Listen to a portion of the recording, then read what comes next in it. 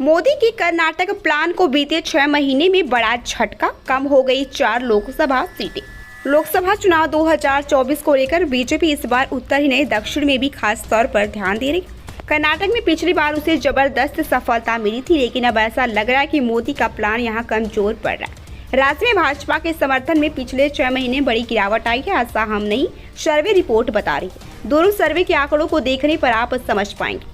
दरअसल कर्नाटक में लोकसभा की 28 सीटें हैं। 2019 के लोकसभा चुनाव में भाजपा का प्लान हित रहा था और बीजेपी ने 25 लोकसभा सीटों पर कब्जा जमाया था। विपक्ष के खाते में 15 सीटें आई थी। इनमें से कांग्रेस जेडीएस को एक सीट जबकि एक सीट निर्दलीय के खाते में गए थे। 2019 में जनता का बम्पर सपोर्ट भाजपा को मिला था, लेकिन इस बार जनता का मूड ठीक नहीं दिखाई दे रहा। 2024 के लोकसभा चुनाव को लेकर सी वोटर और इंडिया टुडे ने देश का मूड जानने के लिए एक सर्वे किया, जिसके नतीजे अभी जारी किए गए।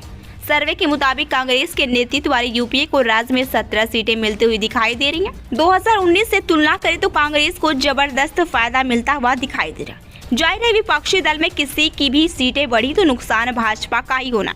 भाजपा के लिए टेंशन की बात यह है कि 6 महीने में उसकी लोकप्रियता में कमी आई है। ऐसा ही सर्वे 6 महीने पहले भी किया गया था। 6 महीने पहले के सर्वे में यूपीए और एनडीए दोनों को 13-13 सीटें मिलती हुई दिखाई दे रही थी, लेकिन ताजा सर्वे में यूपीए की 4 सीटें बढ़कर 17 पर पहुंच गई, यानी कि 6 महीने में एनडीए की 4 सीटें कम हो गई।